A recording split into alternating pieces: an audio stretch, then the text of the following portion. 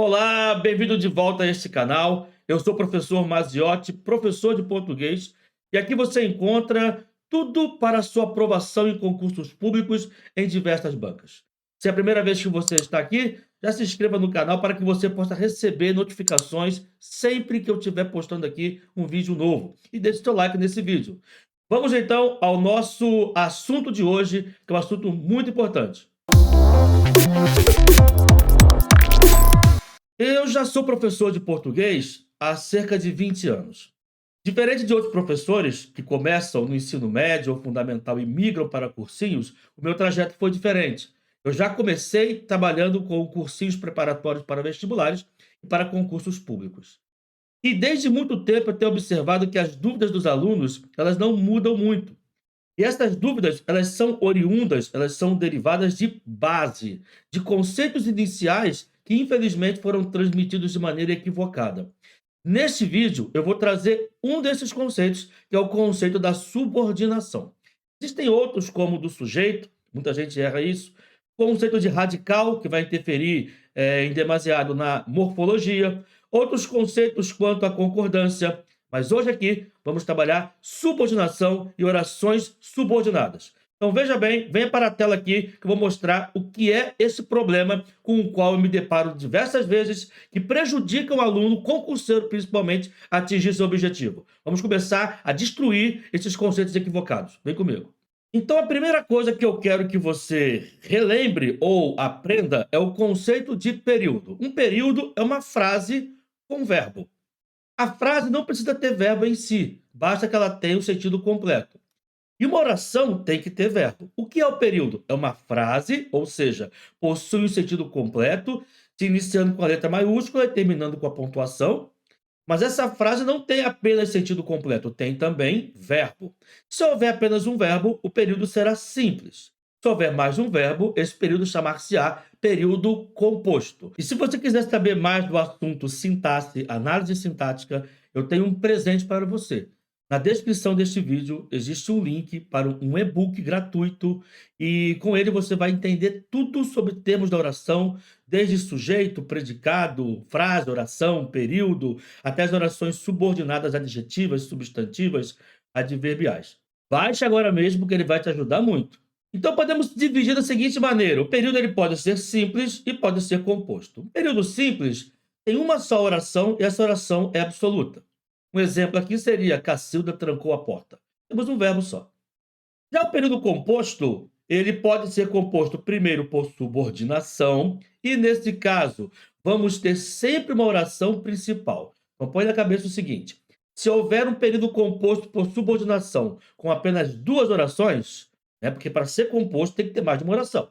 Se houver duas orações, uma já tem nome, é a oração principal. E a outra, professor? A outra pode ser uma das três seguintes: uma oração substantiva, que também é conhecida como oração completiva no Sebrasp. Então, se a sua banca for Sebrasp, eles não tratam comumente como substantiva.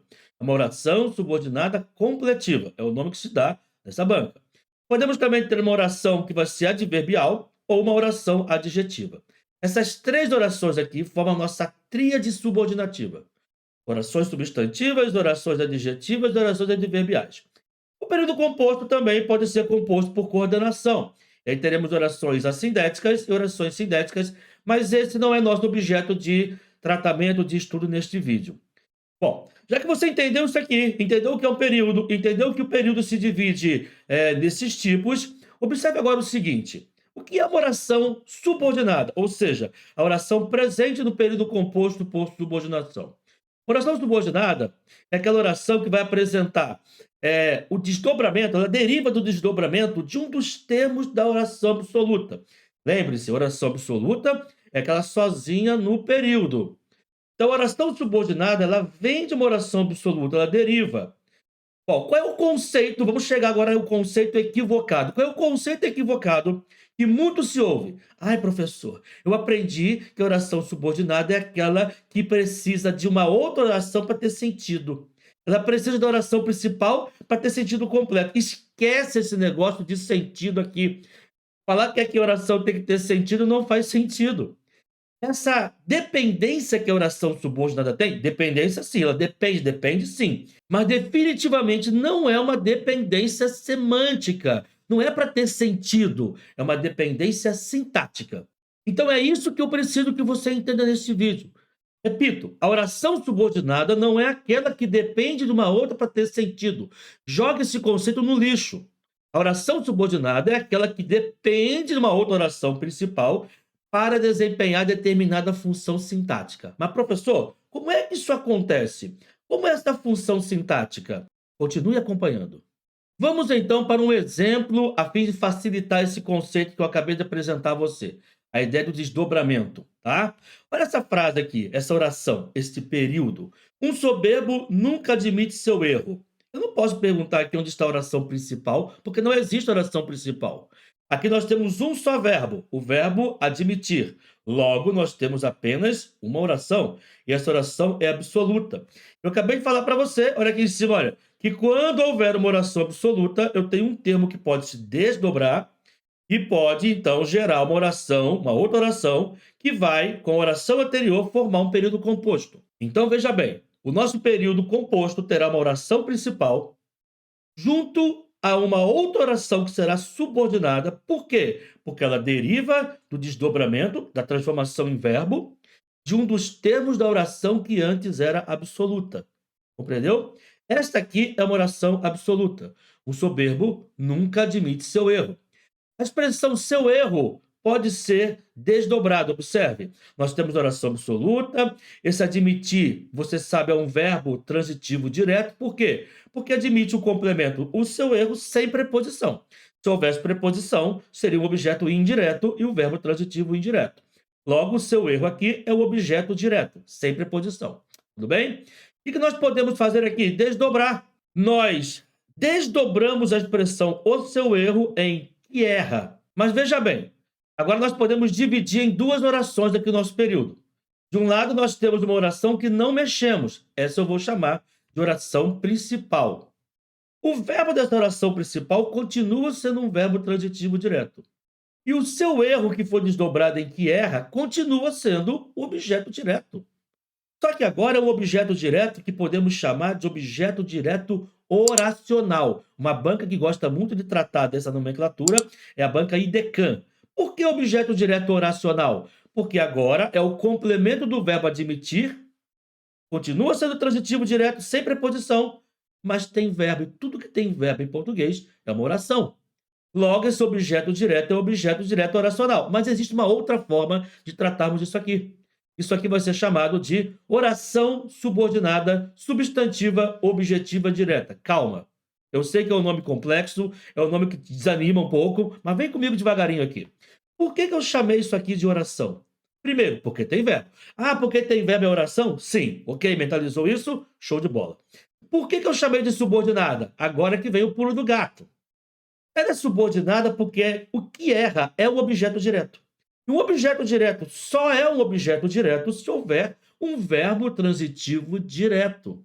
E onde está esse verbo transitivo direto? Está aqui, na oração principal, em admitir.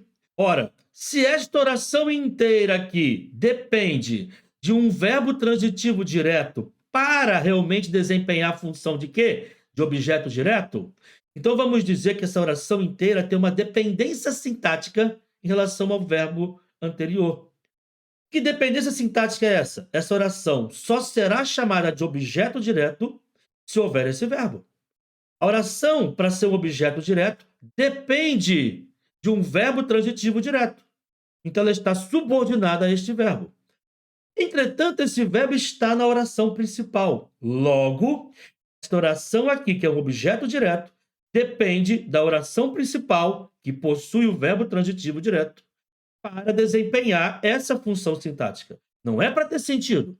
Então, é uma oração porque possui verbo, é subordinada porque depende do verbo da oração principal para desempenhar uma determinada função sintática qualquer, que aqui é objeto direto. É substantiva porque veio do substantivo erro, mas tem outro macete aqui, ela equivale a isso, já vou explicar. E é objetiva direta, que é a função original dela. Compreendeu isso aqui? Então, mais uma informação, retomando o que eu disse ainda há pouco. Essa oração inteira, ela equivale a isso. Um soberbo nunca admite que erra. O que erra eu posso trocar por isso.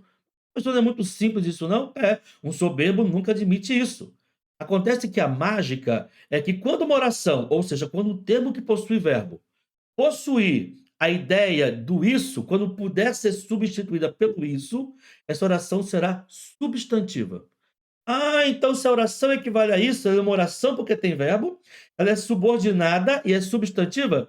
Exatamente. Então, agora que você entendeu até aqui, você vai entender, então, definitivamente, the jump of the cat.